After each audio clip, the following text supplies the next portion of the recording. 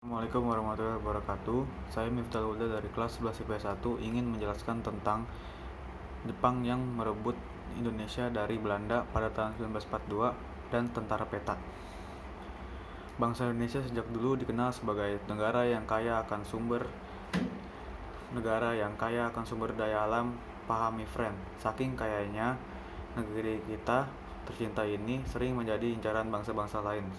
SDA yang dimiliki Indonesia antara lain minyak bumi, gas, hingga berbagai logam mahal seperti emas, perak, tembaga, nikel, timah, juga batu bara. Saat Jepang menginvasi Indonesia, negeri kita ini masih menjadi negara di bawah penjajahan Belanda.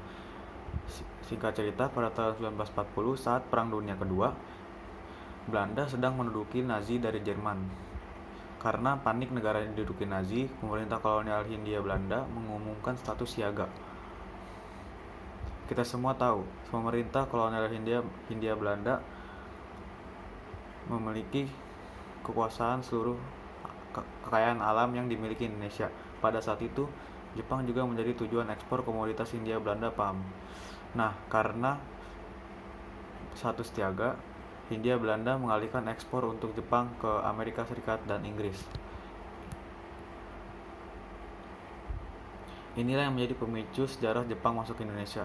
Kala itu, Jepang khawatir tidak bisa memenuhi kebutuhan bahan bakar untuk perang dan industrinya.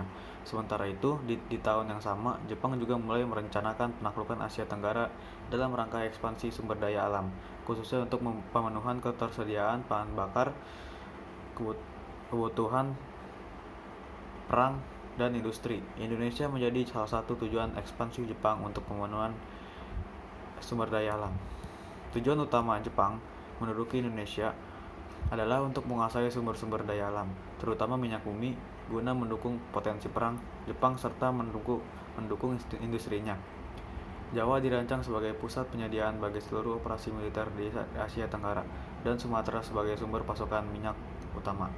Sejarah Jepang masuk ke Indonesia pada tanggal 11 Januari 1942, tentara Jepang dan angkatan lautnya yang kurang lebih berjumlah 20.000 orang mendarat di pantai timur wilayah Tarakan, Kalimantan Timur. Begitu tiba di Tarakan, tentara Jepang disambut oleh tentara Belanda yang sudah menduduki wilayah itu. Belanda yang tidak terima tentu menyerang tentara Jepang, sehingga terjadilah pertempuran sengit yang dimana serangan bertubi-tubi dari tentara Jepang, membuat pasukan Belanda kocar-kacir dan akhirnya benteng pertahanan Belanda pun jatuh satu persatu. Tentara Sukarela Pembela Tanah Air (PETA) dibentuk pada tanggal 3 Oktober 1943 oleh Panglima Tertinggi Tentara ke-16 Rikugun Jepang yang menguasai wilayah Jawa dan Madura. Pada awalnya, pasukan ini hanya disebut Tentara Sukarela. Baru pada pertengahan tahun 1944, populer disebut sebagai Pembela Tanah Air atau PETA. Pada Maret 1944, pemerintah Jepang merasa jika PETA melayani kepentingan Indonesia daripada Jepang. Bahkan terjadi pada pemberontakan di Blitar 14 Februari 1945 yang dipimpin Supriyadi. Pembubaran PETA terjadi setelah Panglima Tentara ke-16 di Jawa, Jenderal Nagano Yoshihito, mengucapkan perpisahan pada anggota Kesatuan Jepang.